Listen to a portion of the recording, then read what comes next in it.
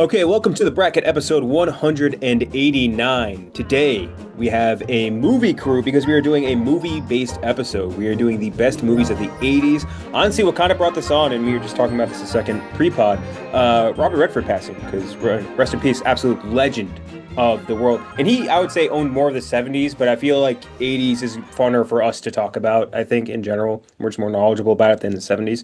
So I just wanted to go back in time, do a little talk about some old movies. And we have, a movie panel. We got Clem, because can't talk about anything Die Hard without having Clem on. It seems like we just keep having Tbob, of course, Gooch, Robbie Fox, and Klemmer. Klemmer, I think, the only person on this panel alive during this period. So I think it's a good... That's not true at all. I'm not... Clem is. I'm fucking with you.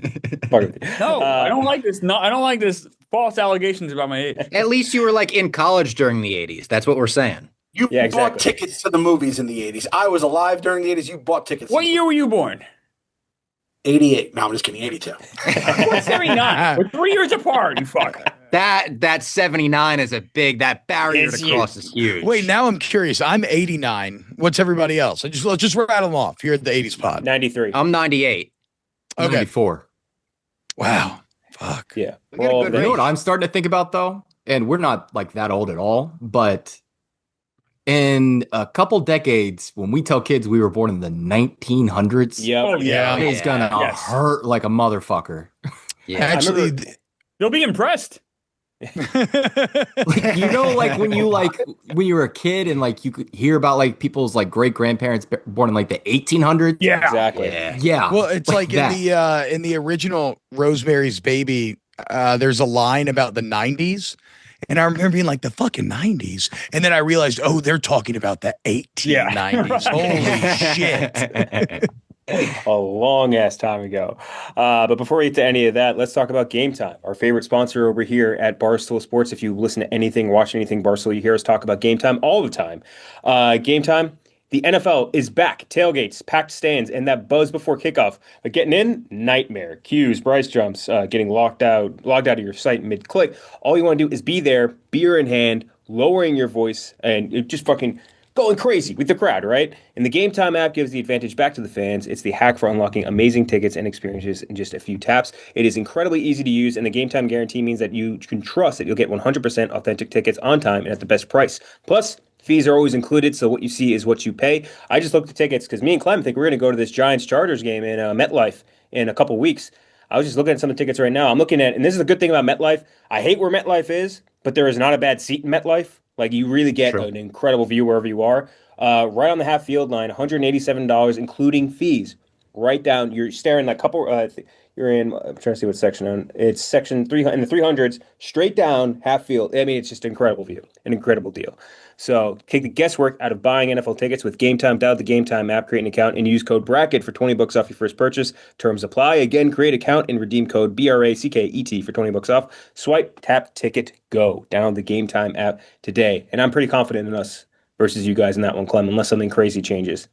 Yeah, I'd fight back against you, do like the whole hard sports fan thing. I went to Giants Eagles with great Game Time tickets. Best tickets I ever had in my life. I could like smell the players.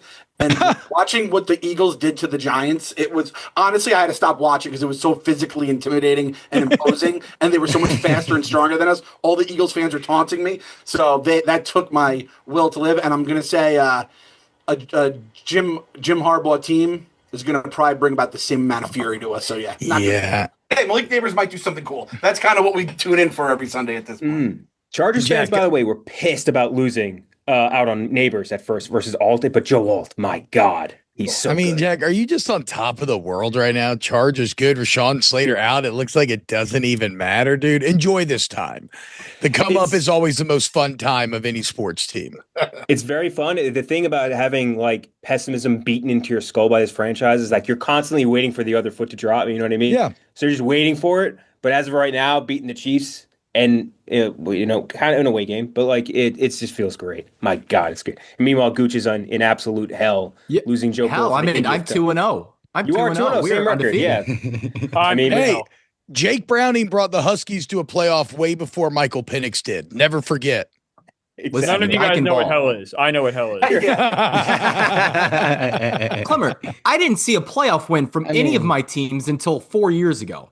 I was well into my 20s on the back half of my fucking Super Bowl. 20s. Shut the fuck I up. mean, come on. I'm a I've never seen a freaking Super Bowl. Washington fan. Yeah, but you guys NFC Championship at least too. You guys are I good. haven't seen the Reds win a home baseball game in the playoffs my entire life. You haven't lived long. I saw him win a World Series. You haven't lived long enough. So let's get into it. Again, best movies of the 80s. We'll have a couple play-ins here. But first up, we have the 12 seed versus the 5 seed. The 5 seed, this is one of those, like, there's some movies where I might not even necessarily think like it's the best movie, but it is a definitive movie of the decade for sure. And I think if you're thinking 80s, there's almost no way to escape this one, and it's Back to the Future. I mean, Back to the Future, that's just like one of the pinnacle 80s movies. Everything about it. And this is, and me and Klemmer specifically talk about this all the time. It makes me, whenever I rewatch it, makes me miss Zemeckis so much. Like what he used to be able to do in movies was untouchable. My God. And then he discovered CGI and his whole life got upended. Isn't it interesting how that happens to a lot of these incredible directors? Like, I'm a massive Peter Jackson fanboy. And if you've watched the appendices on Lord of the Rings, like, everything was about practical effects in those first three. And then you get to The Hobbit, and we're literally freestyling the escape out of the mines just in a giant green room. Like, it's, I don't know. I guess it's like the same thing that leads him to push the envelope. I don't know. You can say the same thing with George Lucas too, honestly. Yeah, like, prequels, yeah. Now, one thing I do like about Lucas, though, is that he literally, like, created digital film. Right. Yeah. Like he did give himself over to it, but he was also very much a true pioneer in the space. Could say the same about James Cameron too. I mean, James Cameron is now fully in, like, he's now all in. Yeah. Mm-hmm. Although he did say, I think the other day, that he's thinking about Terminator 7, like he's trying to write the script for it.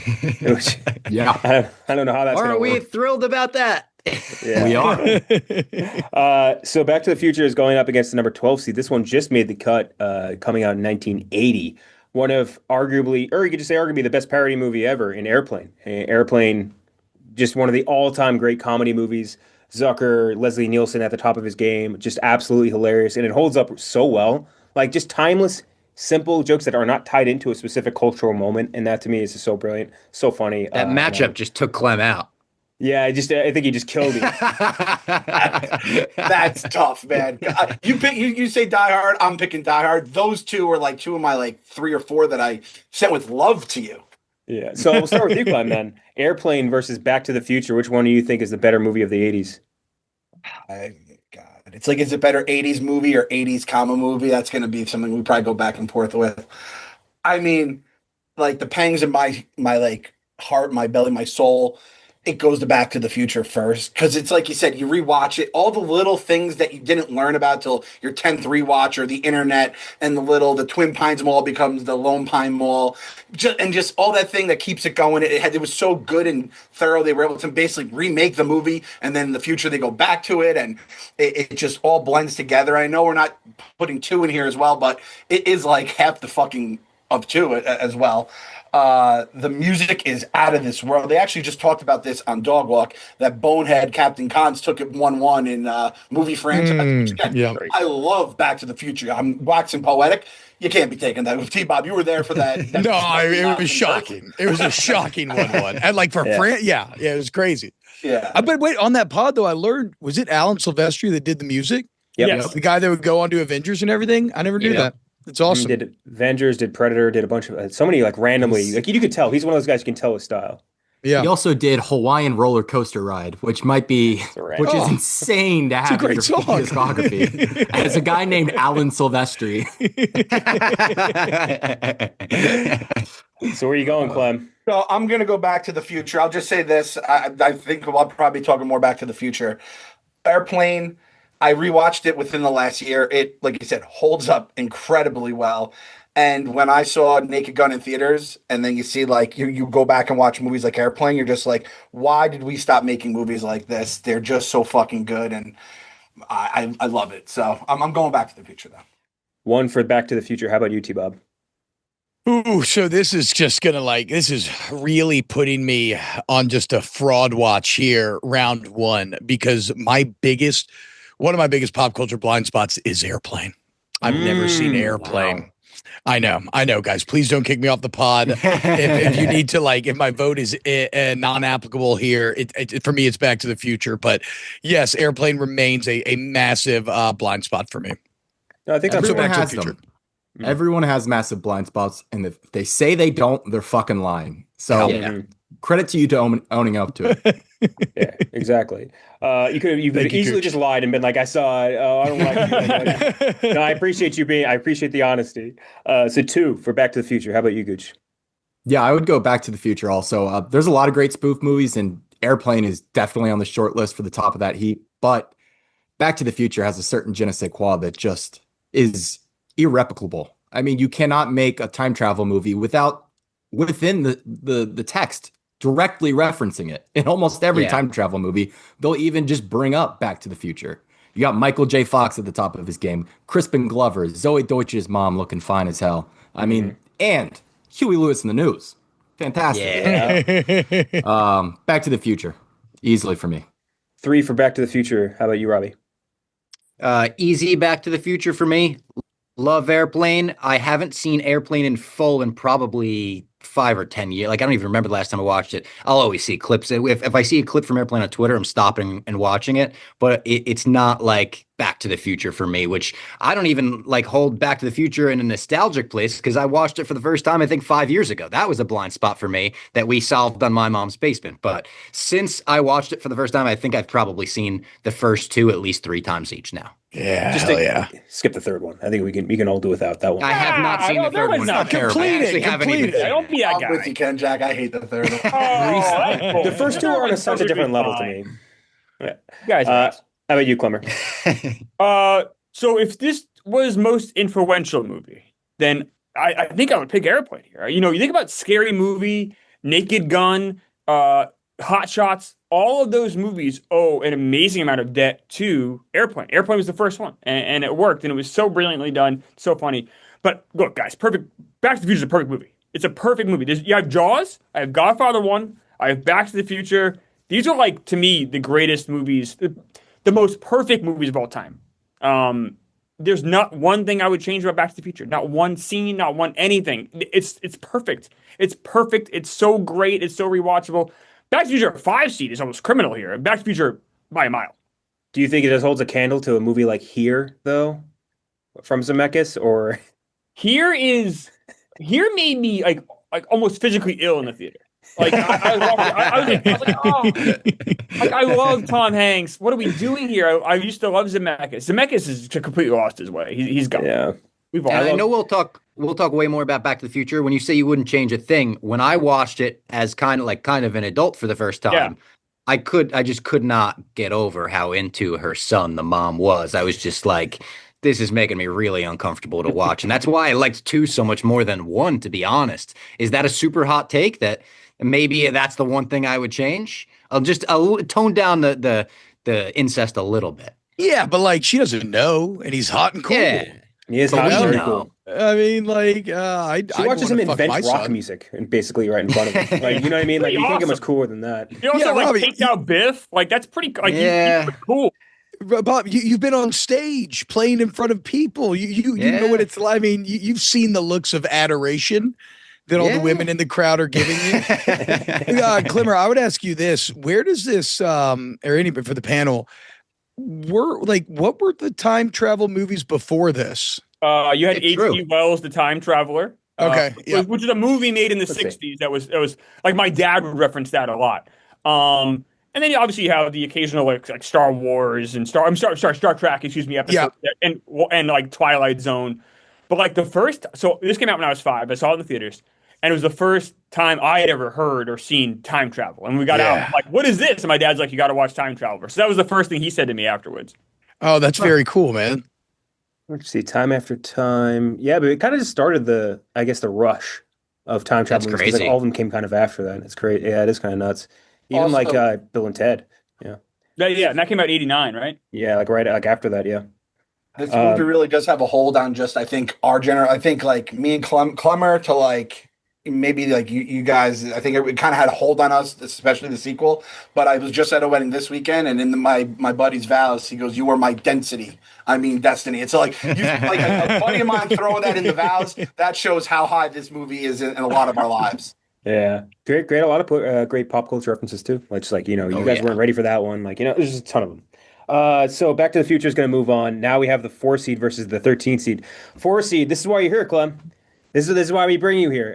Die Hard as our number 4 seed. I mean, this is one of the quintessential action movies for so many different reasons. And I think one of the big ones, at least to me, is like it was kind of the changing of the guard of action stars from being the hyperbolic Stallone, Schwarzenegger, biggest guy you've ever seen, to being like, oh, I know a guy that looks like Bruce Willis. You know what I mean? Like, that's a real guy. And he has to improvise. He gets the shit beat out of him. He gets like, that's a real person. And great story, awesome one-liners, action was great. Alan Rickman, obviously, like top of his game too. Like in his first really like movie role, this guy been like stage acting forever. Like just awesome, top to bottom, incredible stuff. And was it Klaus Klinsky? Who's the guy like the Russian ballerina that they had come in and play? The ballerina. I don't know his name off the top of my head, but boy can dance. I can tell you that much. I've seen the videos. He died of carbon monoxide poisoning. Yeah, really weird death. Yeah. I think he had to escape the Soviet Union, right? Like he's in another 80s movie, The Money Pit, which is a great comedy. I recommend if people haven't seen Money Pit. It's a great Tom Hanks performance, but he's in that as well. Yeah, interesting. Rudolph. Fuck. Forget I'll reindeer. Gonna drive me crazy. Tbob got that one. What was this guy's name? I heard the reindeer. Yeah. Maybe a Santa comedy from my mom's basement. All right. So that what do you call Predator is going up again, or sorry, that's going against Predator, which is the movie we were just talking about. We were just talking about Predator, just like how Arnie. That's like you want to talk about the opposite of Die Hard. Every single person in this movie, top to bottom, is the most brolic, the most jacked, the most insanely hyper masculine person you've ever seen in your entire life. Every frame of it is like saturated with it. Like from the fucking handshake between Weathers and Schwarzenegger, the popping biceps, to fucking like Bill Duke being like don't make me bleed you. Like it's just so fucking good. Like everything. I love Predator so much. Another Sylvester score, by the way. And it's also cool stories behind it. Like Jean-Claude Van Damme was originally playing the Predator in like a weird fucking red suit thing, and then they ditched that, and then they moved to the Predator that you designed. They ended up using lots of cool stuff. Incredible all-star cast of like multiple now politicians. 2 governors, two governors, and also I think the guy, the Native American guy, Sonny something, like he also I believe became some sort of politician. I forget what. And Shane Black's in it too. Shane Black. Oh yeah, very accomplished writer and director. Exactly. So Die Hard versus Predator, 2 great action movies. This time we'll start with you, Clever. Yeah, this to me is Die Hard pretty easily. I like Predator a lot. I saw Die Hard in the theaters with my dad, Times Square, right here. I was about 7 or 8 years old. It blew my mind. It was an action movie like I'd never seen before. The whole theater was riveted. Great point, Kenjac, that this was a different kind of action. We never saw Sylvester Stallone or Schwarzenegger pull glass out of their feet. Yep. We didn't see this guy get his ass beaten like this. It felt like this could be your neighbor. It's a great point, Kenjac. Like this, it holds up so well. What a great cast of bad guys. Die Hard is the pinnacle of action movies. My wife's younger than I am, so I had her watch it. It just didn't hit the same way. It kind of bummed me out. I don't know, maybe the pacing's different, but for me personally, it holds up so well, and it still feels as new as it did when I saw it when I was 8. But I don't know if that's really the case. Mm-hmm. By the way, Alexander Godunov was the guy who was the gentleman that escaped the Soviet Union. You were close, Klemmer. Rudolph. Samsonite. Rudolph, yeah. oh, stop it with that now. You guys didn't know who the fuck it was. One vote for Die Hard. Robbie. Which Robbie? Fox, sorry. Okay. Easy Die Hard for me. I agree with Klemmer, pinnacle of action movies. I've seen Die Hard 1,000 times. I think maybe the greatest action villain of all time as well. Hans Gruber's just tremendous. Every scene hits more than the last. I watch it every Christmas. I'll watch it when it's not Christmas. I don't care. It's absolutely, I would say, like my favorite action movie. So Die Hard. Another vote for Die Hard. Gooch? Yeah, Die Hard, keep it running. I do really like Predator, and to Klemmer's point, I don't know if Predator holds up the same way Die Hard does in Like the practical effects are amazing, and the CGI effects that they're able to pull off with like the heat-seeking vision, unbelievable. But you show that to a kid today, doesn't really work that well. Whereas Die Hard, like you said, it's just a guy, and so much of it is all practical, stepping on glass, stuff like that. It's timeless, and I'll revisit it every single year. It is a Christmas movie. Go back to it every December. I love it. Counterpoint, the scene where they blow up the jungle, just unload every round of ammunition they have into the fucking Oh, jungle. you beat me to it. Sorry, Tbob, sorry. It's so no, I know that. I mean, I just wanted to give Predator credit for the DAP. And then that scene, it's the dumbest scene I've ever seen in my entire life. just shooting the jungle, like you said, every single bullet, all their supplies.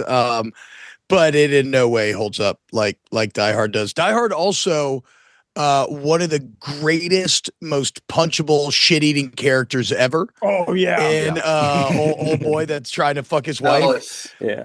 Yes. Cokehead Ellis. Yes, Cokehead Ellis. Great And show. One of my favorite kind of old movie tropes being way too busy for Christmas. It's like Christmas Eve and they're having this fucking corporate party. Everybody's just ignoring their family. Fuck it. We got to make money, guys. We got to make money. I love Die Hard. Another one for Die Hard. It might be another sweep. Clem, do I even need to ask? Honestly, I could if someone said, again, 80s movie versus 80s common movie, like you said, for the 80s, Predator is probably the quintessential 80s action movie, right? Or Die Hard, you could say it was released in 1990, and then all the other ones copied it for years later. But yeah, I'm rubber stamping Die Hard every time out. Klemmer, when you said, I like the way you said that before, like Star Wars, Back to the Future, Jaws is a perfect movie. Oh, he's not even here. I'm talking to fucking Cheah. But I was thinking Die Hard's the same way. I could never say how to Just explain turned it. sideways. It's the perfect. It's like it's the best movie of all time. And I think what I'm trying to say is just the perfect movie for what it is. Credit, Gooch. That was a great joke. But yeah, that is it is a quintessential from that era for sure. And Die Hard is buried at the cutoff. And Bruce Willis hadn't really done a lot of action before Die Hard, right? Like he'd done like the more Put him like on the map for that stuff. Yeah. Also, correct me if I'm wrong. Moonlighting. So Die Hard's based on a book, and I believe they were originally going to make that book a movie with Frank Sinatra playing the lead role. Whoa. Crazy. Whoa. I think Sinatra owned the rights to it for a while. I think he did. I think you're right about that. And then, but Bruce Willis was a TV star at the time in Moonlighting, which is actually a pretty creative, interesting show if you're like interested in old TV history. But yeah, to see him kind of in this more action, he's a detective in Moonlighting, but this was a whole different Bruce Willis than we had seen before. Yeah. So Die Hard's going to move on. Now we have the 9 seed versus the 8 seed. The 9 seed is a sequel movie. It's Aliens. Aliens, one of the best sci-fi action movies ever made. It is an unbelievably good movie with just like, and we talk about this like ad nauseum with LCB, just like what Cameron did with Aliens. When Alien is like a pretty strict sci-fi horror, like very narrowed in genre thing with Ridley Scott, and James Cameron takes it over and just turns into sci-fi action, and it's just as good, if not better. And the cast is another one, unbelievable, like top to bottom grouping, like all the Space Marine guys, cool, sick guns. James Cameron knows guns better than anybody in the world. Something about it, he just gets fucking how to use guns in movies. So goddamn cool. And that's going up as number 8 seed, which is another one. This is like quintessential in a couple of different categories, not just with 80s, but I'd say also with like coming of age movies and the Goonies. The Goonies, man. The Goonies. You want to talk about 80s movies? Oof. You got to talk about the Goonies, one of the all-time great adventure movies ever made, in my opinion. So let's start with you this time, Clem. The Goonies versus Aliens. I love that it's Clem and Klemmer are the bookends for this one. Yeah. And Robbie and Robbie. Yeah. Robbie I love it. And Tbob. We've got three Bobs and two Bobby. Clem. My real name's Bobby, dude. There you go. Bobby. Fuck you, Jack. Man. Yeah, I'm the odd man out here. We need to get Jack Mack on this one. I think I gotta go Goonies. I feel like the tiebreaker is, does it have a theme song that you associate with it instantly for 80s movies? And it just has that. It has the poster in my head. I mean, Aliens has all its great shit in its own right, but man, there's a few on here that are so fucking 80s. Like I almost have to vote for it over anything else. And I think Goonies is one of them. Mm-hmm. One vote for Goonies. Tbob. Yeah, I'm so biased in this. This is an easy decision for me. I really like Aliens. I love Bill Paxton and Aliens specifically, but I was always more of an Alien guy. Like I remember when I went back and watched these two movies in college, like Alien and Aliens, I remember being a bit taken aback by the kind of tonal shift. Like I still enjoyed it, but I think my expectations were a little out of whack because I was thinking like, oh shit, I'm gonna get more of this like tense, creeping, kind of more grounded thing. And it was very over the top, but it's still very good. And the impact had is huge. But Goonies for me, dude, I think there's a very good chance that either this or the movie Sidekicks with Chuck Norris may be the movie I have seen the most in my entire life. I do not know why, but me and my little brother had an almost autistic obsession with this movie where every summer we would spend like 2 months in Louisiana, my grandparents, and every single night we would watch the Goonies every night, bar none. And so I'm obsessed with this movie. It is Spielberg and kids at their absolute best. Everything has gone on to inspire. Like, fuck, I loved Skeleton Crew here recently. Yeah. And that was like, you could just trace the lineage all the way down there. So yeah, give me Goonies with a bullet here. Talk about a crazy cast too. I mean, Sean Astin now the head of the Actors Association, right? SAG-AFTRA. SAG-AFTRA. SAG, yeah. Yeah, Sean Astin, Brolin. Lord of the Rings guy. So you're in his house right now, Tbob, if you're watching. Yeah, on YouTube. true. And then Brolin as a kid actor, kind of. He's like a teen. Corey Feldman, great cast. Kiwi Kwan. Kiwi Kwan. I'm rolling with Goonies as well. And I really like Aliens, but the tough detractor for me is that it's not as good as Alien in my mind. Like Alien is a perfect movie to me. Aliens is probably like an 8 out of 10. And that step down just in my mind, it hurts it.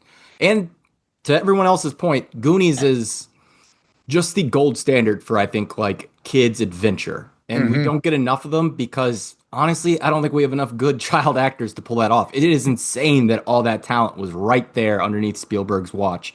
Yeah. Great movie. I think we're worried to scare kids. I think we're worried to scare kids a little bit too. Yeah. Like back then they would do a little more. Like my kids, when I showed Goonies to them recently, like my daughter was like a little freaked out, but she still ended up enjoying it. And we've really softened a lot of the edges in today's kids' movies. Spielberg's talked about that before. He said that all of his movies for families, he made sure that he'd have one scene, at least one scene in those movies that would psychologically scar those children. He wanted that. He wanted the movie to be remembered. By the way, talk about a trio on this. Directed by Richard Donner. Right. Screenplay from Chris Columbus, and then story obviously from Steven Spielberg. What a goddamn trio! Wow. He also produced it and was involved with the shoot as well. So yeah. Exactly. Yeah. Robbie Fox. I'm gonna go Goonies here as well. I'm maybe the exception to the aliens thing on this panel. I like Aliens better than Alien, and that's kind of a new love for me as well. Like I kind of just got into the Alien franchise in the last 2 years, and when I watched them back to back, like Aliens like blew my mind. I was like, oh my god, fucking game over, man! Literally, game over, man. I fucking loved it. The Goonies, not like another movie. I didn't actually grow up with the Goonies. The first time I saw the Goonies was probably 4 or 5 years ago, and I was on a vacation in San Diego, and my future wife booked us a solo private movie on the beach, and we watched the Goonies on a projector, just the two of us, with fucking cheese and wine, and she set this up. It was not only the perfect movie, but the perfect movie watching experience, to where like watching the Goonies makes me just think like, oh my god, that was so awesome. So I'm gonna go Goonies here. Nice, I love that. By the way, a funny line I just remembered while we were talking about it. Private Vasquez in Aliens, the butch female girl. The scene where she's talking to the guy from Shawshank Redemption, like the guard or whatever, or the bad inmate, whatever. And he's like, "Hey Vasquez, they ever mistake you for a man?" And she's like, "I don't know. They say they ever mistake you for a man." Like, there's so many cool lines, like cool Cameron lines throughout that movie. She's also the mom, I think, in T2, right? I think that same actress, if I remember correctly. You're probably right. The Cameron connection would make sense. Yeah. So we're all Goonies right now, Klemmer? Yeah. Aliens is probably a better movie, maybe, than Goonies, but Goonies means so much more to me. I love this movie. Look at Richard Donner for a second. Like, look at this guy's career. Directed The Omen, Superman the movie, which I think is still one of the greatest comic movies ever made. Goonies, Lethal Weapon. Like, what a Yeah. wide variety. This guy could do everything. And I think a lot of people might not really know Richard Donner and maybe don't give him enough respect. I mean, he kind of gets swallowed up by Spielberg because, he's such a big director at the same time. And Spielberg is a better director. I'm not trying to compare the two, but I just think Richard Donner should get his flowers for sure. He kind of invented the comic book movie as we know it. And he also kind of invented the cop buddy movie as we know it too with Lethal Weapon. And then he directs Goonies too. That's pretty fucking good. Yeah, that's insane. I see that was a blind spot for me. I actually didn't know any of that. Mm-hmm. Yeah, Donner's Great pretty director. amazing. So Goonies is going to get another clean sweep out of there. 3 clean sweeps, which isn't bad. This is just good because we know what we like here. Yeah. So now you have the 1 seed versus the 16 seed Cheah game. Let's do the Cheah game first. First, Cheah in option. The Princess Bride, a movie I love a lot, but it was tough to seed just with what we had on the list. Honey, I Shrunk the Kids, another, I think, quintessential 80s for sure. The Karate Kid. Planes, Trains, and Automobiles, which, God, I love that movie so much. That's another tough one. Fuck me. That's Tough like Cheah. a best, really tough. Caddyshack, another one which is tough to seed here. Stand By Me, which killed me not to seed because my middle name comes from Stand By Me because my parents loved it so much. Really? Yeah, Gordon. They loved Gordy in Stand By Me. And then Batman, 1989 Batman with Keaton. So again, to run through the options again, and Klemmer, you're going to go first. The Princess Bride, Honey, I Shrunk the Kids, The Karate Kid, Plane, Trains, and Automobiles, Caddyshack, Stand By Me, and Batman. There's no movie I saw more in my life than the 89 Batman. It came out when I was 9. I love it so much, but I can't pick it here. Because Planes, Trains, and Automobiles means so much to me. Like, I watch every Thanksgiving, and I love Batman so much. I love that Michael Keaton, Jack Nicholson, but that John Candy performance has me in tears every Thanksgiving. Planes, Trains, and Automobiles here. Oh, they're all good movies, though. Honestly, every movie you listed was a really good movie. I feel horrible leaving Karate Kid off. Yeah. But Clemmer, I Planes, got Trains, a question for you. I remember Batman being a smash hit in the box office, obviously. Am I remembering this correctly? I don't know if you remember. I feel like it was out in the movie theater so long, it was released on videotape, and it was still in the theater. Do you remember this? So I can tell you the day it was released in theater. It came out in theater June 23rd, 89, and it was released on VHS November 23rd, 89, my 10th birthday. It was my 10th birthday. Wow. So yeah, was it still in theaters, 5 months later? Oh yeah, I bet. It was in theaters that whole summer. It came out in June. It was, you'd see marquees Batman. I mean, that's how it was back then. The first movie I saw in theaters was E.T., but I saw it a year after it came out because it was still in theaters a year later. Oh, Jesus. People didn't have VCRs back then, or they didn't have cable as much as they do now. So the movies will stick around. Yeah. So 1 for Planes, Trains, and Automobiles, Robbie Fox. This is tough because you said The Karate Kid, and I was like, I have my pick. And then you ended it with Batman, and I was like, okay, I have my pick. I'm going to wind up going with Batman. It's just like that's the Robbie Fox pick here. I've seen Batman a million times. I do think The Karate Kid is a perfect movie, like absolutely flawless. I did a commentary, me and Clem, with Alex Sulkin, who's a writer on Family Guy and a bunch of things, Ted and stuff. And like hearing a writer also break down why it was perfect and why there's like not a scene that you could cut out of that movie gave me even more of an appreciation for it. But I'm going to go Batman here. I mean, it kicked off, the greatest Batman as a movie franchise is the greatest superhero we've ever seen on the big screen. And this was the first movie that like took him seriously. The last Batman thing they had was Adam West before this. And Tim Burton cast a guy who a lot of people, I think at the time were like, yeah, Beetlejuice or this idiot's going to be Batman. And then he delivers an amazing performance. So I'm going to Mr. Mom is Batman. Mr. Mom. Yeah. So 1 for Batman, Gooch. 2 for Batman. 2. But I am going to go with The Princess Bride, which I don't know if this is going to make a comeback or not. But Wait, this what? is Wait, what? Double vote. because he said 1 for Batman, and then I was like, well, Clemmer and No, he Clever did Planes, Planes, Trains, Trains. and Automobiles. he switched. The worst fucking movie on the list. Princess Bride. I want that clipped. The Princess Bride is incredible. It is just my go-to, honestly, when I'm hungover. It's 90 minutes. It's colorful. It's bright. There's nothing like it. I love it. It's charming every single time. I don't expect Andre the this to get a Giant. second- Shout out Yeah. Andre. Shout out, Andre. And Wallace Shawn. Oh my God, Yes. so funny in that. Good Lord. And Tankin, man, what that's a Gary serious crew, Ellis, man. dude. Yeah, Robin serious Wright. crew. Tbob. So this, I love all these as well. The 2 that would be at the top of my list would be Plane, Trains, and Automobiles and Princess Bride. Same thing. I watch Plane, Trains every Thanksgiving. John Candy's performance brings me to tears every time. I make the "my dogs are barking" joke all the time whenever my feet are hurting. I mean God, but it's Princess Bride for me though. It's like, I mean, Gooch nailed it. The clean, fun adventure, the incredible cast of memorable characters. I mean, Billy Crystal, dude, mostly dead. I mean, come on, dude. He's not dead. He's only mostly. I could watch that show. I could watch that scene 1,000 times. It never gets old. The whole storybook setup, and then I just saw this online like a week or two ago. That if you look behind, God, what's the kid actor's name? Why am I blanking? Savage. Yes, if you look behind Fred Savage's bed, all the posters and everything are what he's using. The grandpa is to make up the story as he's telling it. He's not, or I mean, look, he looks like he's reading from the book, but then you look behind and you see all this stuff that's being woven into the story. But yeah, Princess Bride for me. Oh man, Peter Is there Falk too. kissing in this story? So we had 2 for Princess Bride, 1 for Planes, Trains, and Automobiles, 1 for Batman. Clem, what are you going with?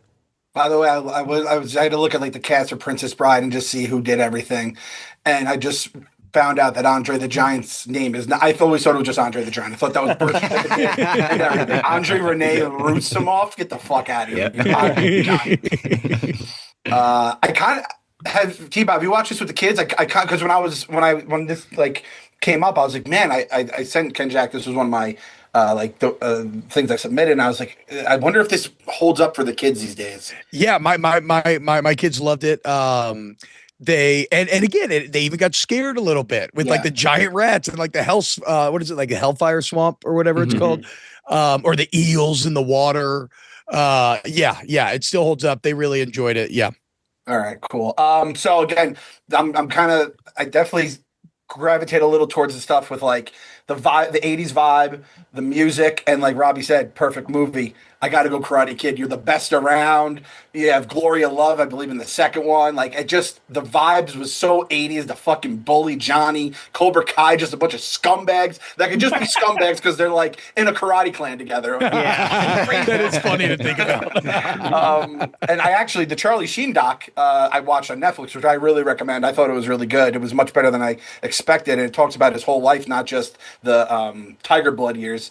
And he passed on Karate Kid because he had a previous engagement, and his dad, Martin Sheen, was like, no, you gave your word, you can't go back on it. And it's bananas to think Charlie Sheen as the Karate Kid, first of all, and then like Ralph Macchio, we probably just like, I mean, that's a Wild Thing level, obviously. Yeah. Wild Thing. So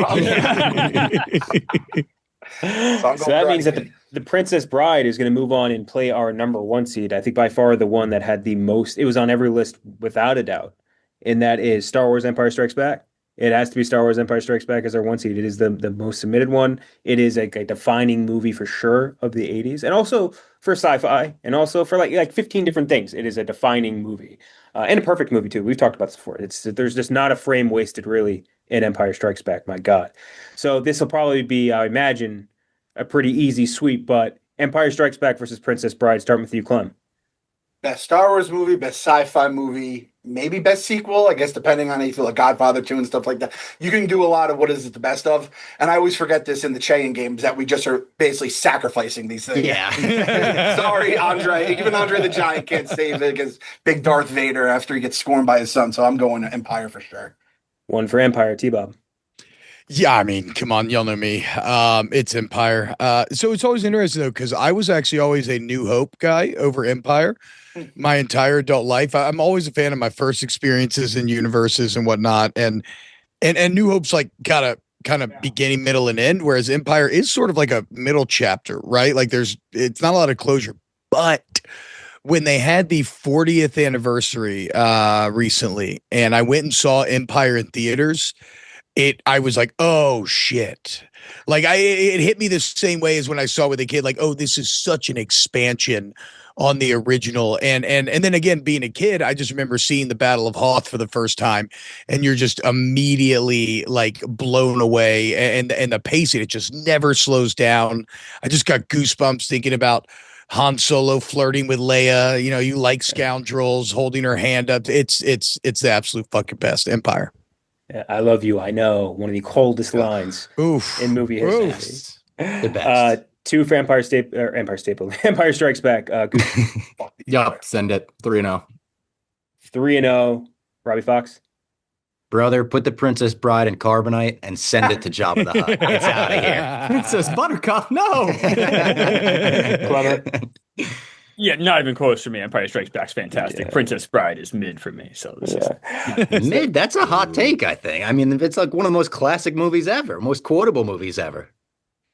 Inconceivable, Clem. So good. Yeah. it's a lot of that same like shitty like nerd humor from like Lord of the Rings that I just. I know I am listen, a nerd. I don't listen, like, I'll like slander, that, I'll slander the Rings like you. I will. Fuck up. Nothing subtle. It's like, all right, relax. I love William Goldman, like great writer. But his books are fantastic. If you're interested in reading like old movie books, Goldman's amazing. Kirk got me on the William Goldman books. But yeah, the movie doesn't. I don't love it. I don't hate it. It's fine. I think the lack of subtlety is actually in its favor because it has such a storybook feel. Reminds me of Airplane in that way. It's like the fairy tale airplane almost. Well, Airplane's funny.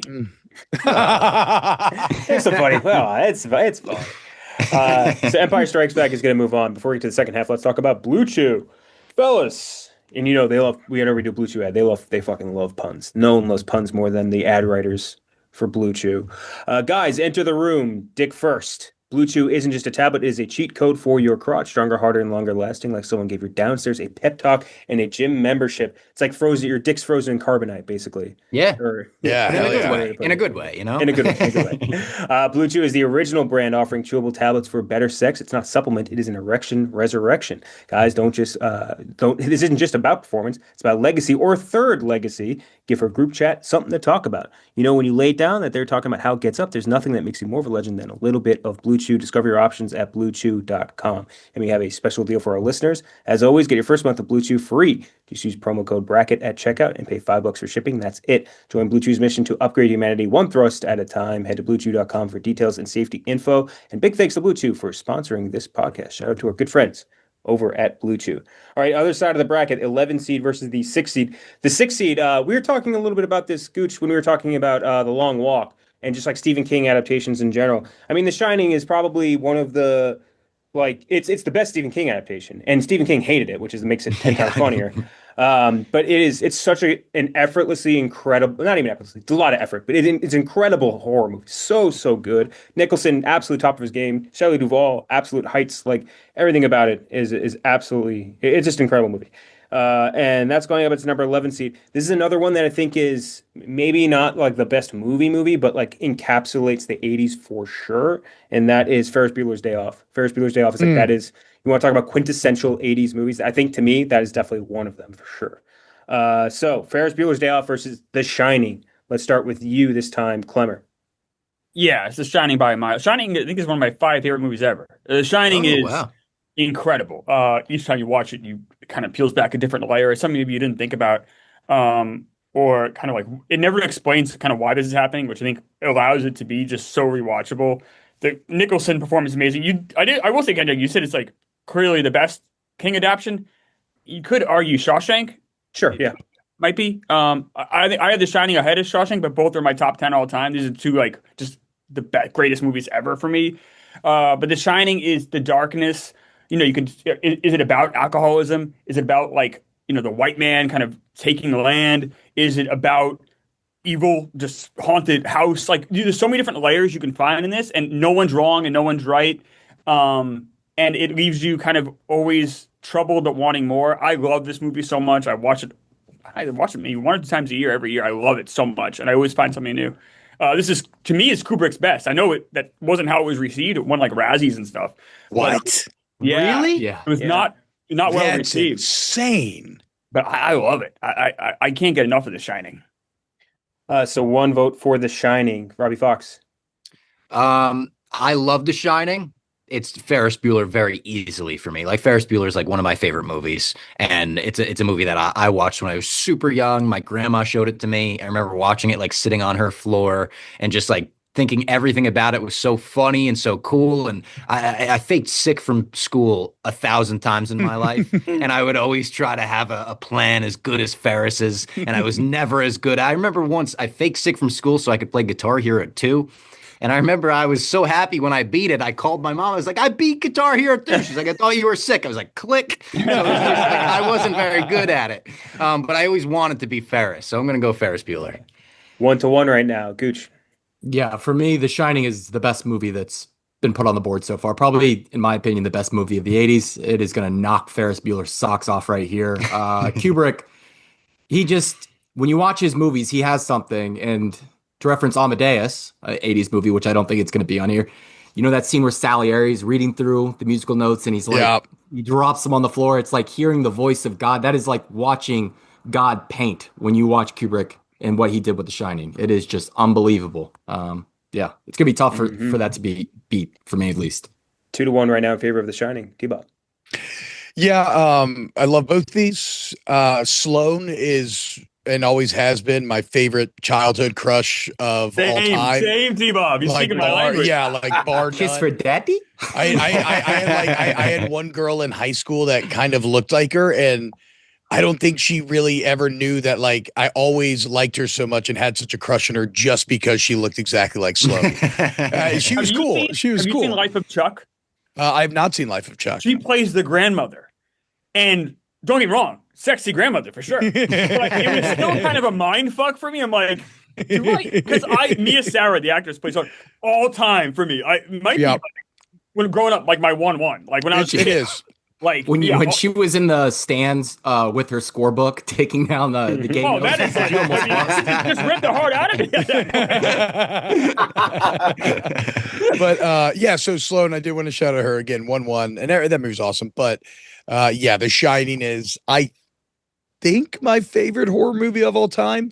I'd have to maybe double check that list. Deeply disconcerting in so many ways I don't even understand. Like when the blood starts to pour out of the elevator. The first time I saw it, like that's the one that really freaked me out the most and stuck with me the most, and I don't exactly know why. And it's Kubrick, you know. Yeah, Shining. Old lady always fucked with me. That was that. Ugh. Yeah, same. All Shining right now, except for one dissenting vote. Clem, how about you? First of all, Blood in an Elevator, yes. Twins, yes. Old Lady, yes. Let's be honest, guys. The fucking bear giving the guy a head and looking up, that's the fucking that just sends to chill down your spine. I think that was actually the first horror movie. Like I was like, all right, time to man up. And I think I was like at a sleepover and I didn't have a choice. So I was like, all right, we're getting into horror movies. And it brought me into the world. It was gentle with me. It still fucked me up. But I'll probably just vote for it's already over, right, Kenjac? Yeah. So I'll vote for The Shining just so I have, like, I just don't vote all the 80s, like, coming-of-age movies. But I got to shout out Ferris Bueller. When he's on the phone, he's acting like someone's, Rooney, I want to give you a piece of it. All-time, just great performance. Another one with, like, you hear that bow, boom, boom. It takes you right back. Yeah, Dave, back to bow, the 80s. bow. There's a lot of great shit in it, but I'll go with the adult movie here for once. I'll go Shining. And like Bueller, like everyone had a teacher like that. Too. Anyone? Hi. Also, you feel the guilt of like the miles on the car. Like you're like, oh my God. Like you like I can feel it in my chest now. Yeah. Yeah. Oh yeah. I've been loving his kind of career resurrection, by the way. It was Alan Ruck, right? I mean, he's been having a great, I feel like. And now he's Succession, yeah. Yeah. Conheads, baby. Yeah, that's right, Conheads. 3 seed versus the 14 seed now as Shining moves on. This is a battle of sci-fi movies that are very different. First up, 3 seed, it's E.T. I mean, you can't talk about 80s movies without E.T. coming around the top of the board. Like Klemmer said, is your first theatrical movie, right? I mean, it's an all-timer for another one where blending genres like sci-fi and coming of age kind of things, like who thinks of that being like a thing at that point, and it's working perfectly. Also did wonders for Reese's Pieces, my God. And like young Drew Barrymore, like so many great performances throughout this from kids, which is I think is very difficult. And that's going up at number 14 seed. Very different movie, very iconic in the sci-fi world for sure. It is like a benchmark movie in that sense. Blade Runner. Blade Runner, not a movie everyone loves, I would say, but I think a movie that's definitely extremely important, not only in the filmography of Ridley Scott, but also just to the world of sci-fi, because a lot of dystopian movies that came after that, they really modeled like all their shit after what they did in Blade Runner. It's a very important movie to come out of the 80s for sure. So let's start with you this time, Clem. Blade Runner or E.T.? I'm gonna go. I wanted to do an experiment. I can't do it myself, but like I would love to see E.T. without hearing the song, because I feel like the song takes me right back there, you know. And I'm very musically based, as I say with all of these. But E.T. was, I mean, just an absolute smash. It's like that's one of the few things where you're like, that is 80s. such a big movie that it crashed the video game industry because the game sucks so much. Yeah. The landfills filled with them. Like you said, the Reese's all-time bag drop by M&M's by not sponsored or getting in the movie. I don't think they even had a sponsor. And yeah, I think it has to be E.T. There's that like pillars of the 80s right there. One of them for sure. One for E.T. Tbob. Yeah, love both of them. Blade Runner is cool as fuck. The pacing of it, the comic book-esque feel of it. Even though all the Blade Runner versions kind of run together in my head, like I can't remember which is which anymore. I feel like I've seen all the different ones, but Clem nailed it, dude. I listen to John Williams every day of my life, still to this day, and it still holds up great. My kids absolutely love it. My sister's kids absolutely adore it. Yeah, it's E.T. with a bullet. Another one for E.T.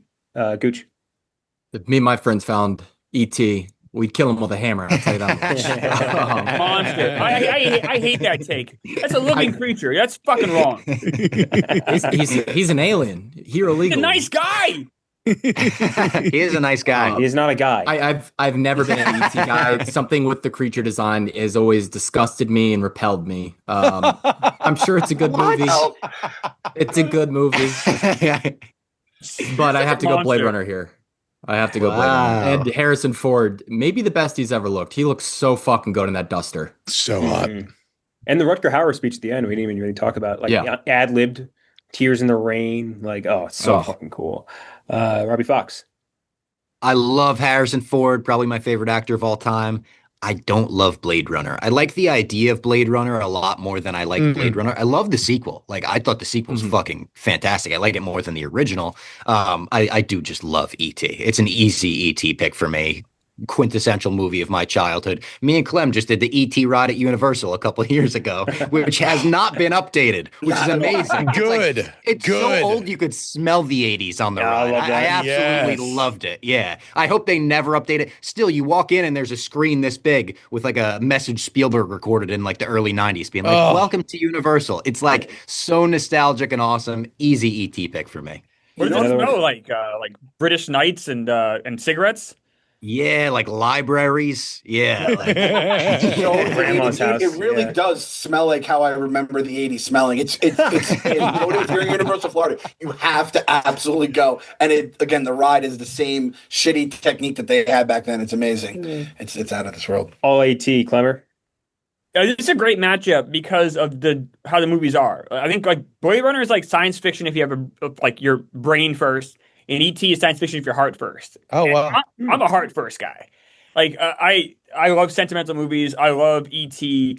So it's E.T. for me. One last thing about E.T. Like, someone asked me in the office, like, what was kind of the box office go-to before Titanic? Because, like, no, that movie is the next Titanic. And it was E.T. So, like, if you were a kid in the late 80s or alive, late 80s, early 90s, mid-90s, your go-to was E.T. E.T. was that box office behemoth. That's how powerful and giant E.T. was. But yeah, I'm with Robbie. I don't love Blade Runner. I appreciate Blade Runner a lot. Like I can understand why people do love it. It's just not entirely for me. I just really love E.T.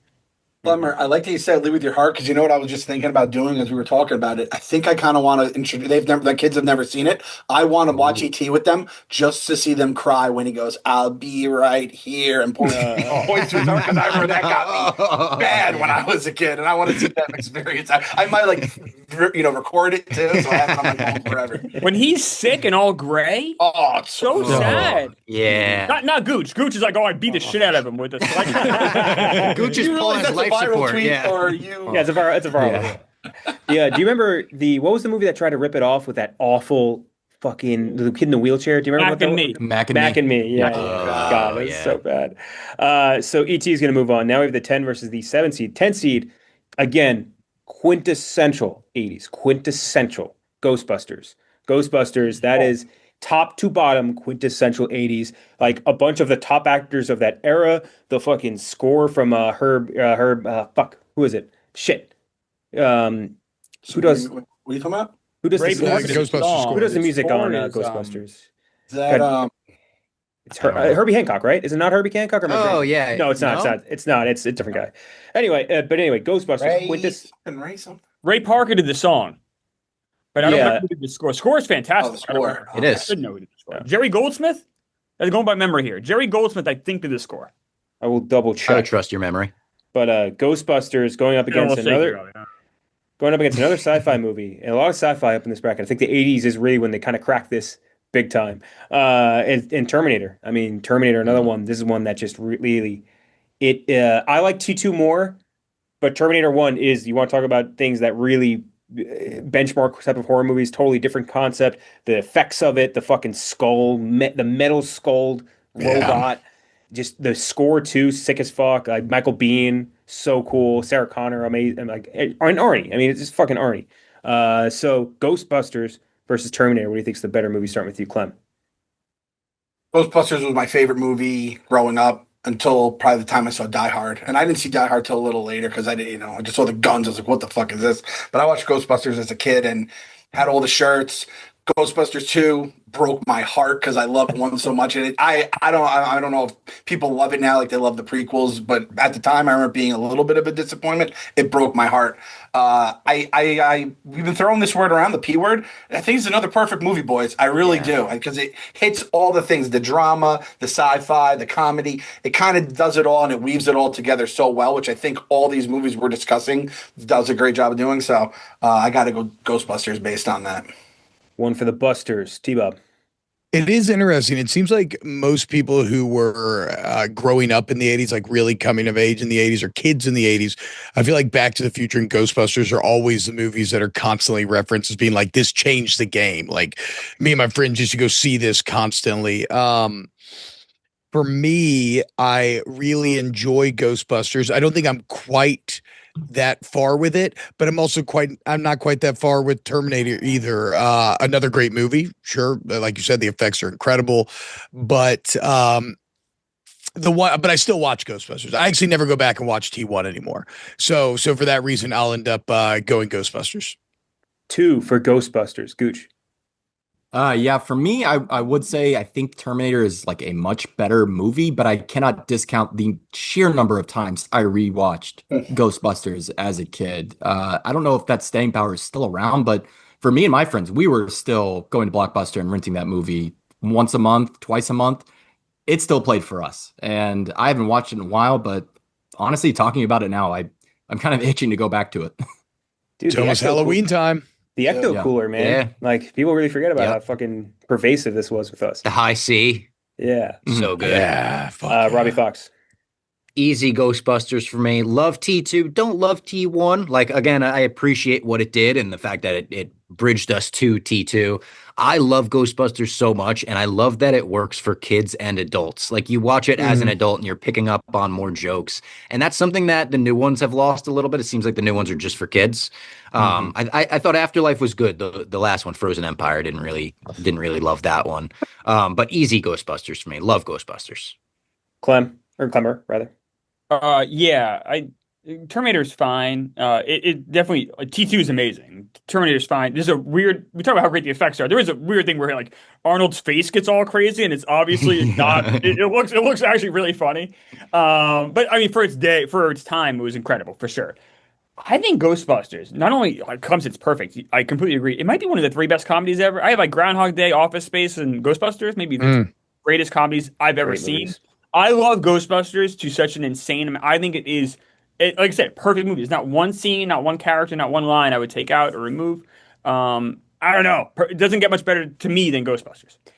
Ghostbusters clean sweep, but I just don't want to give a shout out to. I think you could count on one hand how many movie quotes are more famous than "I'll be back." Like True. Yeah, true. if that. Facts. It might just be one like the most famous movie quote for all I know. But anyway, Ghostbusters clean sweep. Now we have the 2 seed versus the 15 seed chain game. Let's do the 15 seed chain game first. Scarface, another one. It was tough to seed in here. I mean, that's but another. You would talk about quintessential 80s. That's definitely one of them. Untouchables, another one. Klemmer, you dropped it in there. I think in your suggestion. I love Untouchables. More people should really watch that. Incredible De Palma movie. Major League, Who Framed Roger Rabbit. I think another one very pervasive, important for that period. Big, I love Big. Tough to seed here, but They're all good movies. God, they're all. You're really truly all. These are all great. Yeah. And this one definitely would be, I think a lot of people would be the most upset about if they're thinking about it like pure 80s movies, The Breakfast Club. I mean, The Breakfast Club, that is an Yeah. 80s Absolutely. movie for sure. And then The Blues Brothers. I mean, Blues Brothers rocks. It's another one where I don't know if I necessarily associate it with like, oh yeah, the classic 80s movies. I just think great movie, but not necessarily great 80s movie. So we're gonna run through the options. Scarface, Untouchables, Major League, Who Framed Roger Rabbit, Big, The Breakfast Club, and Blues Brothers. Clemmer, which one are you going for? These are all good movies except for Blues Brothers, which is fine. It just has some problems. That's not it. Like if you need to watch it really critically, there's a lot of issues with that movie. I appreciate it though. But so anything is a good choice here. I'm gonna go with Untouchables just because I respect the performances so much, especially from Costner. Sean Connery won the Oscar for it. It's and De Palma's direction is incredible. That staircase scene with the baby carriage doesn't get much better than that of an action sequence. So I'm gonna go Untouchables, but there's not a lot of wrong answers here. Dude, Andy Garcia too. Oh, so Ooh. good. Oh. And you got De Niro as Capone. Yeah, De Niro, really, really good. So and who played the hitman in the all white suit? Oh, I forget the guy's name. Let me think. He was amazing in that movie. Is So it fucking Rudolph? No, it's not. There are many things I pulled out of my ass. I got Jerry Goldsmith out of my ass, you cocksucker. I just sorry. I thought Hit you with a hammer like Gooch wants to 3DT. Billy Drago, by the way, or Drago was a guy who plays. Billy Drago. Yeah, Billy- what a fucking Billy name. Drago. Fun name. Yeah. So we are one vote for Untouchables. Robbie Fox. easy Breakfast Club vote for me. I actually just like put this on maybe 2 weeks ago. I was looking for a movie to like fall asleep to. One of the movies that's like a comfort watch that I've seen 1,000 times, and it's this one. You mess with the bowl, you get the horns. I love the I can read. Just cracks me up every time. The delivery of that, the dance is iconic, the ending is iconic. Easy Breakfast Club, yeah. One for Breakfast Club, Gooch. So it's Breakfast Club, Untouchables. What were the other options? Sorry. can you run through? Scarface, Major League, Who Framed Roger Rabbit, Big, and Blues Brothers. All right, I'm going to go Major League here. Major League is one of my favorite sports movies of all time, if not just straight up comedies. Endlessly requotable. Changed the game. Might have had Ralph Macchio. Who knows? Yeah, I will stick with Major League here, though. I do enjoy all these movies about the same amount. One for Untouchables, one for Major League, one for Breakfast Club. Tbob. So I actually have a couple of blind spots in here. So my vote would be Breakfast Club, but I've never seen Untouchables, and so I don't want to. I feel bad about putting my thumb on the scale when I don't really know what I'm giving up instead. I think it's fair. There's a lot of movies that you should check it out though, Tbob. For real, I think you'd like. Yeah, I haven't No, I'm seen sure, that either, yeah. and I know I would like that. Yeah, I haven't seen Scarface either, to be honest. I saw Scarface once as a kid, if I'm being honest, too. That's what I'm saying. Like, I've never seen Who Framed Roger Rabbit, so this is actually a That's a weird really good Cheah movie. game for me. I'll just speak to why I love Breakfast Club. I mean, it's a classic, just all your typical high school characters coming together in a motley crew, and these are characters that I still think stand the test of time in terms of like you go to your high school day, and I'm sure the kids would see, oh, that's that guy, that's that guy, that's that guy. So, yeah, if I'm voting, it's gonna be Breakfast Club for me. Breakfast Club. Was it Morricone do the score for Untouchables? Clemmer, am I crazy on thinking that? Yep. Yes, it was him. Yeah. Oh wow. Armani did the costumes, which is always kind of crazy credit. You're like, holy shit, Oh, dudes look great. Georgia. Awesome. So we are two for Untouchables, one for Major League, one for the Breakfast Club. Clem? No, two for Two Breakfast for Club. Breakfast Oh, Club. sorry, two for Untouchables. Breakfast Club. Sorry, Yeah. my mistake. So Breakfast Club, I think if you search like 80s movies, that's probably what like BuzzFeed will use as their thumbnail at the top. Because I think Yeah. if you took the 80s as a person and you ripped its DNA, you put it in a microscope, it's fucking Emilio Estevez and all those guys. I just think that was like, when every time you've set it up with like coming of age movie Kenjac, I thought you were going to see Breakfast Club for all. So the fact it got in the chain game is like tough for the other ones. However, I'm with Gooch. I think Major League is the best sports movie of all time, and it's probably my second or third favorite comedy. Billy Madison is my favorite comedy, but it's like 2 or 3 for me. I absolutely love Major League, and I was actually just saying, like, I don't think it's even close. I think it's easily the best sports movie of all time. So, Major League. So that means we are tied between Major League and Breakfast Club. And to break it, I'd go with Breakfast Club just because it's the more quintessential 80s movie. Like, I agree with you guys on Major League, like incredible, hilarious movie. But at the same time, and if I'm thinking like zeroing in on what we're doing here 80s wise, it's got to be Breakfast Club. And that would be my reasoning for the tie break. So that's going up against a number 2 seed. And we are actually going to do a little mini play in here because I'm curious what you guys think on this. So this is the Indiana Jones play because people differ on which one they like more. Temple's not involved here. Which one do you like more? The Last Crusade or Raiders? So that is really whichever one of those wins is going to be our 2 seed. I didn't want to include too many of the same franchise here, so just fair. We're going to pick Raiders or we're going to pick The Last Crusade. Starting with you, Clem.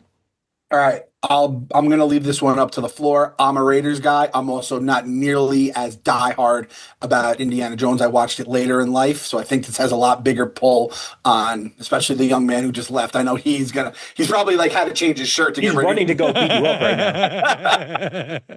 So you guys can debate this, but my vote is Raiders if you need my vote. One for Raiders, Tbob. Yeah, it's Raiders for me, and I love Last Crusade as well, obviously, but. Man, the opening scene of Raiders, just the entire sequence, another one that I just rewatched. Like I could watch the first 10 minutes of that movie constantly. And also for me, it's Karen Allen. There's nothing that's ever been sadder about the Indiana Jones franchise than Steven Spielberg wanting to cast his girlfriend and moving away from Karen Allen. She is so beautiful. The song Raiders March, like the extended full, like 7-minute Raiders March, the kind of Karen Allen, like love interlude, which you can hear seeping throughout. It feels like multiple Williams scores. Yeah, it's Raiders. Dude, the Nazis' faces melting. The fucking so good. Spielberg. And yeah, dude, it's insane the amount of effort or the amount of like little details that went into that movie. So good. Gooch. Indiana Jones, Raiders of the Lost Ark. Yeah. There we go. Had to pull out the box set. To me, 1 and 3 are very close to each other. If I had to give them scores, Raiders is like 100 and Last Crusade to me is like a 95.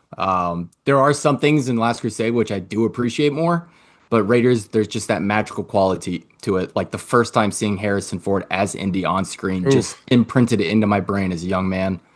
I thought I was going to be like an archaeologist historian for a while because I love that movie so much. Like I fucking love Indy. And Raiders is the peak for him for me. I mean, sexy Professor Indy even, right? Because you see him in the adventure, and then you get back to the classroom, you're like, that's the best looking man I've ever seen. Dude, he's got girls doing like face paint, like secret messages to him. Yeah. It's like Dude, I really forgot how crazy that. Like the opening with like Alfred Molina getting killed with like the spikes to the face. Oh God, man! And spiders all over his back, like brushing him off. Like so many cool things throughout that. Robbie Fox.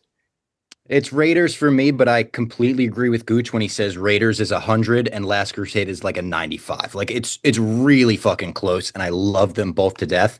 Raiders has, in my opinion, like the greatest opening scene in a movie, maybe the greatest character introduction, like you said, when he steps out of that shadow and it's just him right there. And it also leads way and kind of like paves the path for a character like a John McClane, I think, where Indy's getting his ass kicked this whole movie. Mm-hmm. He's afraid of snakes. He's a little relatable. Like this is such an amazing, I think it's the best like action adventure movie ever made, where you're following him throughout the entire year. You're seeing the plane go to different locations and the chase for this crazy, mystical object where it's like, what's going to happen when we open it? What's going to happen if the Nazis open it? People will say, oh, if Indy wasn't there, the same thing would have happened. The Nazis open it. But like Indy was there. Indy was there for it all. Literally, my last tattoo I got, Indiana Jones, because I love this friggin' franchise and this movie so much. It's Raiders for me, yeah. Klemmer? Yeah, you asked which movie I like better. The better movie is Raiders, but I like Last Crusade better. Mm-hmm. But like everyone said, these are pretty 1A and 1B. Like, they're both fantastic movies. But I would say Last Crusade, but it doesn't matter because Raiders are going to win. Yeah, I would say just as a defensive of Last Crusade, there are so many great scenes throughout that. And also, like, the addition of Sean Connery is so good. Like, insanely good, easy chemistry. Like, I don't think there's many people that can, like, masculinity match Harrison Ford. but man, it's Sean Connery's the one. True. Actually, true. Yes. What's the improv line he had about her talking in her sleep? Yeah, her talking. She talks in her sleep. Yeah. That's how I knew. Fucking God, you see where Tied Harrison with the got chair it from. together. Yeah. So Dude, good. and him almost being like this fucking goofball. You know what I mean? Like bumbling kind of fool. Same thing with like oh shoot, who's the guy that they always do the things with the British guy that is like his friend in it, where he's like he knows 1,000 languages. He'll be John Rhys Davies. Jump cut of all time. Yeah, he knows 5 languages. He can get around anywhere. He'll disappear. He'll blend away. And just cut to him in the crowd like, hello, do you speak English? So good. And the opening of Crusade is amazing too. River Phoenix playing young Indiana Jones is like, it was so good. They made a young Indiana Jones show based on the concept of that. Yeah, that also like great. The scene where they go to Venice and they go out through the fucking the tunnels and like the boat getting shredded in half by the giant propeller. I ain't prepared to die, Indiana. Are you? Like it's so many. Damn, man, I gotta rewatch these. These are such good movies. Also, on the theme park front, the Indiana Jones stunt spectacular. Inspired by Raiders, still great. Still great. So good. Is it Raiders? It's Raiders when like the in the opening with like he's running away from the tribesmen and he's like, start the plane, start the plane. Yes, and then there's a snake in the plane. So I feel like this is like an easy wash. I don't even know if we have to vote on it, but Raiders versus Breakfast Club, or we just Raiders. Are we just moving? Raiders. Don't want to waste time on it. So before we get to our playoffs, let's talk about our last sponsor of the day, DraftKings. Again, another sponsor where if you watch Barstool, you listen to anything we do, you know everything there is to know about DraftKings. Now it is your season, your shot. The NFL season is rolling, and every touchdown can bring you closer to a payout with DraftKings Sportsbook, the official sports betting partner of the NFL. Every game is another chance to cash in. Don't just watch the action, win with it. DraftKings Sportsbook delivers unmatched intensity it gives you the unmatched intensity of the NFL right at your fingertips. From first touchdown to a score to anytime TD props, or the thrill of in-game betting. Every snap is loaded with opportunity. New customers, this one is for you. Bet just $5 and get $200 in bonus bets instantly, plus the score over $200 off NFL Sunday ticket from YouTube and YouTube TV. The season's heating up. Download DraftKings Sportsbook app and use code DEBATE. That's code DEBATE to get $200 off in bonus bets instantly when you place your first $5 bet, plus over $200 off NFL Sunday ticket from YouTube and YouTube TV in partnership with DraftKings. The crown is yours. Also, the Ghost Leg. Man, I'm loving the Ghost Leg. Oh, yeah. Ghost Leg's great. It's not even on their script, but man, I love the Ghost Leg. Awesome. Great stuff from them. All right, so let's run through our playoffs. Starting on the other side, Die Hard versus Back to the Future. Let's just give it straight to Clem. Clem, you got the ball. Rubber stamp Die Hard. Don't even make me fucking have to see what I'm doing in Back to the Future right now. 1 for Die Hard or Back to the Future. Tbob.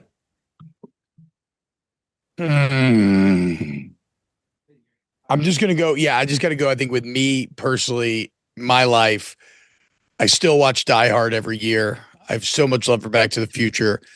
I think Biff is just one of the best characters of all time. But it's going to be Die Hard for me. And I know a bunch of people mentioned him stepping on glass, but again, the genius subtle stroke of him not having shoes the entire movie, just that added layer of vulnerability. NYPD cop, Die Hard. Mm-hmm. And then we talked about this recently, Clem, Die Hard 2 just being such a fucking bummer, but then Die Hard 3 being pretty good. Die Hard 3's fun. Die Hard 3's awesome. Yeah. Live for your Die Hard's good too. Yeah, I agree, Tbob. People shit on that movie. I agree. So we're 2 for Die Hard right now. Robbie Fox. Pretty easy Die Hard one for me because again, I watched Back to the Future for the first time maybe like 5 years ago, and I grew up with Die Hard. Like my brother showed me Die Hard. It's like this is a fucking movie for men. All right, you're gonna become a man tonight. So easy Die, and also I gotta back up my boy Clem. Come on, like you think I'm not gonna go with him here? Yeah. Gooch. We are going back to the future. It's a wash now, but I like both these movies probably the same amount. But to me, in my brain, Back to the Future is quintessential 80s to me. So that kind of gives me here. That's probably true. Good point. Back to the Future. Clemmer. Yeah, this is the first one that's going to lose. It kind of hurts my heart a little bit. I love Back to the Future so much, so it kind of stings that this is Die Hard's a great movie. I love Die Hard so much, so many good Die Hard memories. But Back to the Future to me is like just a level above. But alas, Die Hard. Going to move on. On the top, Empire Strikes Back versus Goonies. Another pretty interesting one, Clemmer. So what's the question? What are you at? Yeah, at the end of the podcast, let's figure out. I What the think there's question is. there's two like ascending priorities here. I think number one, what's the better movie, and then number two is what's the better '80s movie, if that makes sense. Well, what's the better movie is Empire Strikes Back. It's going to be I will say Goonies has more of my heart, bizarrely, but that's like nostalgic, and that's just because when I grew up and I was 5 when it came out. It was on HBO like every day, like twice a day, because HBO didn't have a very big library back then, so you'd have the same movies play over and over again. I love Goonies so much, but Empire Strikes Back is just phenomenal filmmaking. It's brilliant. It does everything right. It's so great. I have to go Empire Strikes Back, but it does make me sad not to pick Goonies. One for Empire Strikes Back. Gooch. Klemmer, would you say Empire Strikes Back is, you would say it's just as woven into the 80s culture as Goonies is, though, right? More so probably now. You know More what I mean? so. Like, I don't think people in their younger people would understand a sloth Baby Ruth reference as much as they'd understand like Darth Vader. I am your father. Yeah. Yeah, I am going Empire Strikes Back pretty easily right here. I don't think it's very close, to be honest, but No, it's we'll see. Mm-hmm. Robbie Fox. Come on, easy Empire. Tbob. Yeah, I guess to highlight a couple more things from Goonies, the speech up there, it's their time. Down here, it's our time. The kiss. I mean, who didn't want to be Mikey getting to kiss the hot older girl while taking the piss? I didn't know you had braces. Oh, fucking great line. What about this? Because isn't there a cut of Goonies that has the octopus in it that Data references at the end? Has anybody ever seen that? Is this an old urban legend that I've heard? I think you're right. Because I know they have a bit about Data always, exaggerating things, and then so you just assume, oh, okay, that didn't happen. But I think there is a cut of the movie where when they come off the slide, they deal with an octopus. But shout out One Eye Willie, I love you. I love Goonies to death, but I mean, nah, dude, it's Empire. Empire. Clem.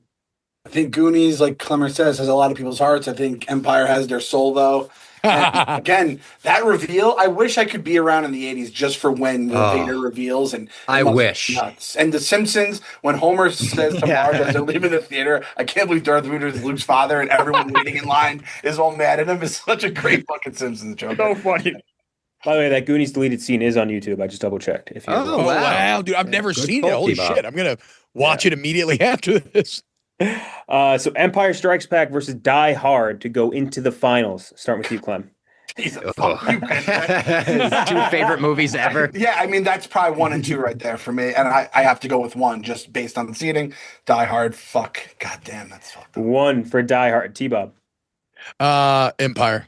And I would like to shout out the Dana Beers Empire first viewing recently because it still holds up so well. Like in terms of like what the filmmakers were going for, like Dana on his own highlighted like all the same things that we've loved about it our entire life, even down to the I know line. Coldest line in movie history, I think is what he might have called it. Good. Yeah, Empire. Empire. Robbie Fox.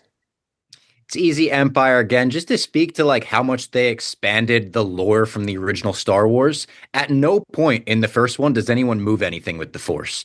So like you're immediately on Hoth, he's reaching for the lightsaber in the snow. Like that's one of the main things you think of with Star Wars. Fucking I'm moving the automatic doors with my mind here. Like Empire just expanded everything in such a perfect way. The settings are so good. Cloud City, the way that final confrontation between Luke and Vader looks with the glass breaking and everything about it. It's like Empire and Dark Knight are my 2 favorite movies ever. God, I got goosebumps coursing through my body right now. Not even. Hey, Lobot, by the way, almost forgot. You voted against Lobot. Oh, Lobot, the best. Yeah. God damn, poor Lobot. But it's not he's going to get it. Yeah, not my original Like thought. one of the 7 people in the world that actually do have a Lobot figure on it. No way, dude, let's go. But I also have Hans and McClane up there too, so it's 2-1. Not my original thought, but I remember someone noted like the fact that when they get ambushed by Darth Vader in Cloud City and they walk in and Han doesn't even blink, he just immediately pulls out and shoots him. What a so fucking badass. Yeah, so cool. And also, what were the? I want a skit on the chefs. I think they might have done like a little story and from a different point of view book or something. I want like a skit on the chefs preparing that meal. That meal, yeah. Told us he's got these guests coming. We don't know. Yeah. Do it like the bear, like screaming about receipts. Yeah. Billy D. Williams also so cool. My God. Oh, So the coolest guy ever. Hand. I just love that he says hand too, the entire time. And he immediately starts hitting on Leia like right off the bat. Like, oh, he's so cool. Yeah. 2 for Empire Strikes Back, 1 for Die Hard. Gooch. Yeah, this is gonna kill me. I'm sorry, John McClane, but I do have to go Empire Strikes Back. Just a tour de force of a movie, and one that, and I think this speaks to how great it is, and a lot of the great movies all time have this. You want to go see like the behind the scenes footage. You want to see how they made this. And Empire Strikes Back, there's a wealth of behind the scenes footage out there, and it is all riveting. It is like even just the behind the scenes drama is just amazing. There's a great book on it. Like there was a journalist that was like hired to go on set, and you got to find the book because it wasn't like reprinted. Ooh, I need like, to get this. A journalist like wrote a whole book on like stories from this set, and it was before the time of Disney like locking down everything and making sure stories don't go out and stuff. But I mean, it's so good. We haven't even mentioned Yoda lifting. Yeah, I was going to say we haven't mentioned Frank Oz, dude. Like, come on, man. Performance, dude. Dude, so good, top to bottom. So Empire Strikes Back is going to move into the finals here for Klemmer. Yeah, it's so close. I would probably go Die Hard barely, but if I did that, I think my dad, he's been dead for 30 years. He would come out of the grave and beat the shit out of me, I think. During that, I should never have taken you to Die Hard. Force Ghost, Klemmer's dad. Yeah, Force Ghost, Klemmer's dad. You go to Empire Strikes Back. So, I mean, whatever. I mean, there's no wrong answer here. What are we doing here, boys? Yeah, sure. Yes, whatever. Yes to both. Is that, but yeah. Empire These Strikes are two Back. unbelievable movies. On the other side, E.T. versus The Shining. You're up first, Klemmer. Oh, The Shining here. The Shining is film. It's a masterpiece. It's like Gooch did it best. It's a work of art. It's not even. It goes like Sopranos to me. Shining. These are things that go beyond like their structures of television or movies. This is like now art to me. The Shining is so powerful and so, like I said, so many different things it could be about with just amazing performances and the way it's shot. I don't know. There's not many things better in my life than The Shining. Mm-hmm. So 1 for The Shining. Gooch? Yeah, I'm right there with Klemmer. Shining over E.T., which there'd be E.T.'s a tough draw. But there's very few movies that I think could knock it out here. 2 for The Shining. Robbie Fox. I'm gonna go E.T. I just have way more of a like closeness to that movie. 2-1 right now in favor of The Shining. Tbob? My heart is with E.T., and as I said, a John Williams score will do it all for me. But no, I think the better movie here is The Shining. It's just so like Klemmer was saying, it's so rich in depth. Like a lot of movies can be kind of a mile wide and an inch deep, and this one feels like one that you can just continue to chew into and like reveal itself further and further and further. So I'll go The Shining. 3 for The Shining. Clem? Once my kids are done crying at ET, I'm going to show them The Shining and turn them into adults. Shining. Shining going to move on. Raiders of the Lost Ark versus Ghostbusters. You're up first, Clem. Ooh. Again, I got into Indiana Jones later in life, and I liked it. Ghostbusters was my life as a kid, so Ghostbusters. Like we said, perfect movie. Could it be any better? I would just love to go to the universe where Eddie Murphy is Winston just to see what it becomes. Because it's like you almost need to have Winston just be a little bit of wallpaper because they're Bill Murray is just cooking so much and you have everything else going on. But man, that could become a whole other movie, and I'm just interested to see what it be. But I'm going Ghostbusters. 1 for Ghostbusters. Tbob? I got Indy delivering a big right hook square to the jaw of Bill Murray. Give me Raiders. 1 vote for Raiders. Robbie Fox? I'm also going Raiders. Indiana Jones, maybe a lame thing to admit. I thought Indiana Jones was so cool as a kid that I wanted to take a flight just so I could put my hat over my eyes. Like him putting the hat I swear to God, I was just like, first flight I went on, I fucking put a hat over my eyes. And then I, out of the corner of my eye, I was like, is anyone seeing this? I probably look cool as hell. So I'm going Raiders. Robbie, we had a kid on my bus in elementary school that used to wear an Indiana Jones hat onto the bus. And we would all, like, mocking him, sing the song when he came on. And he probably thought it was the coolest thing ever. Yeah. He was like, they just hit my theme song. Yeah. Made his life. 2 for Raiders. Gooch?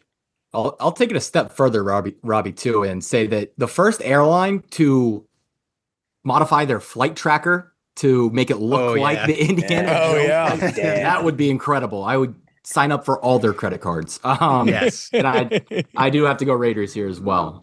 Just a classic. Maybe we could like scale it down and just do like the Domino's tracker. Like make that into the Raiders theme. Yeah. Just so it's a little more accessible. 3 for Raiders right now. Clemmer? Yeah, well, Matt, this kind of bums me out too. I like Ghostbusters quite a bit more than Raiders.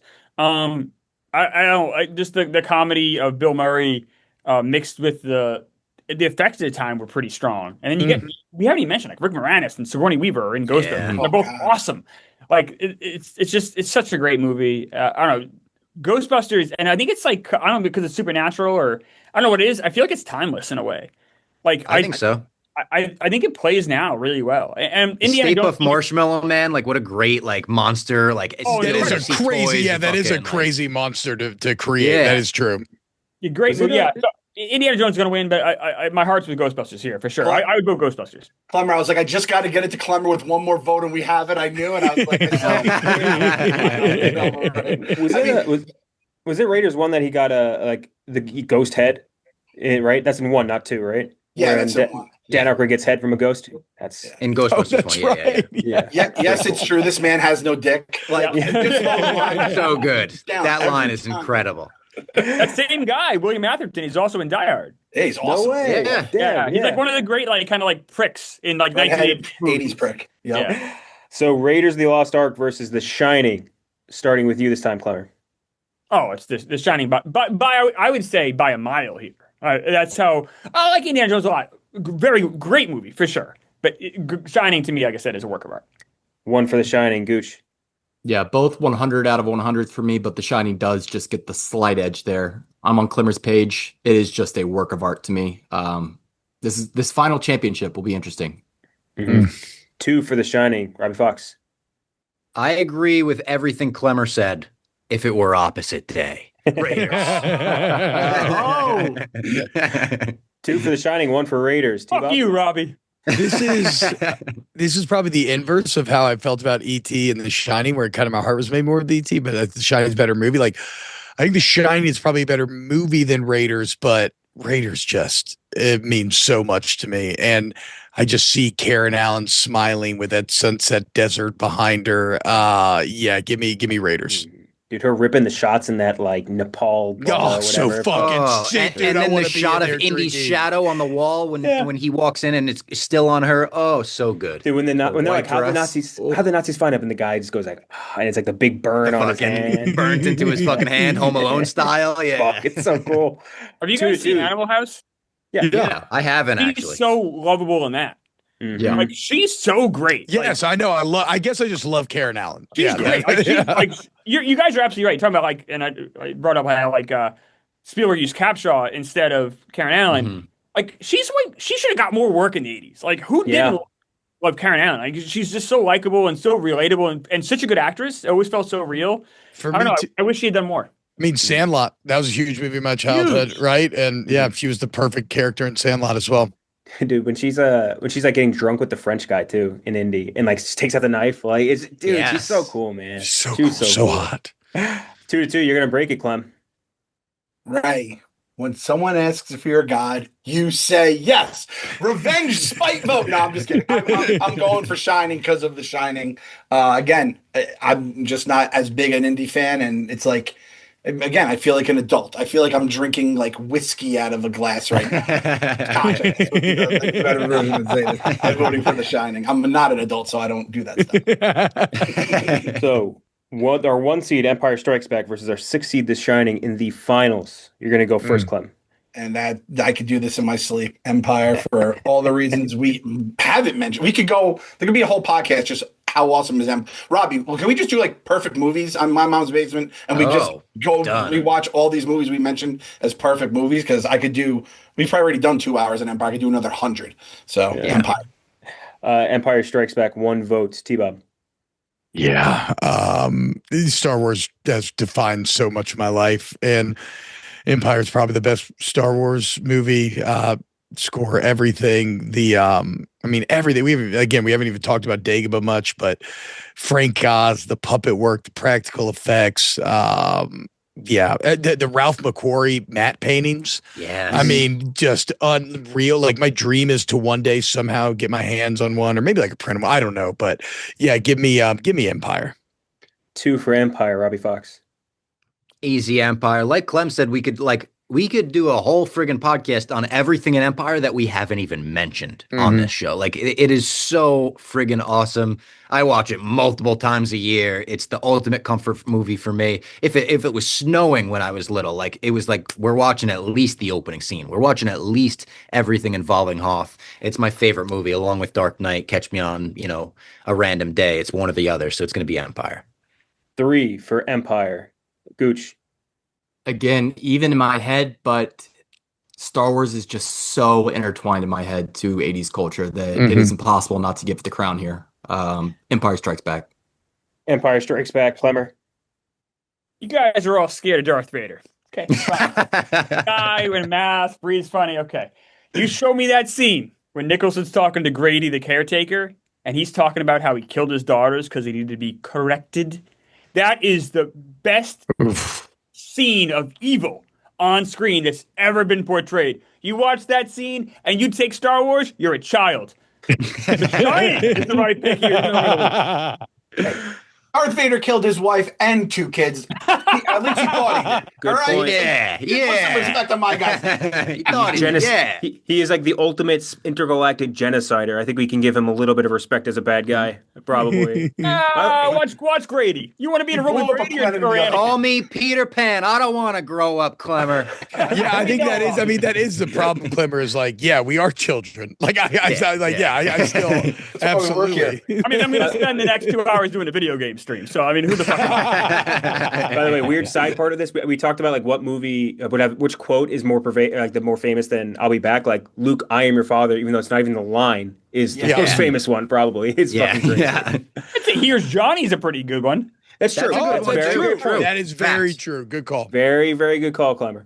But the winner is of the bracket 189 best movies of the 1980s is Star Wars: The Empire Strikes Back, folks. Yeah, I'll say though, in the bracket, typically the 1 seed does not win, and sometimes it gets knocked out very early. But this is a very tough 1 seed to beat. So shout out to The Empire Strikes Back. I think I'm gonna. Kenjac, you invited both guys that do a show called My Mom. No, we don't need to keep wrapping up. This was in the bag from the second. You did kind of stack the deck. I mean, I loaded the courts. Star Wars has defined my life. I don't even know if I've seen all the Star Wars movies. I'm not a big fan like that. I voted for Die Hard. What are you guys talking about? I feel like one of Grady's kids right now. I just got chopped up. But thank you all for joining, and we'll be back next week with a new topic.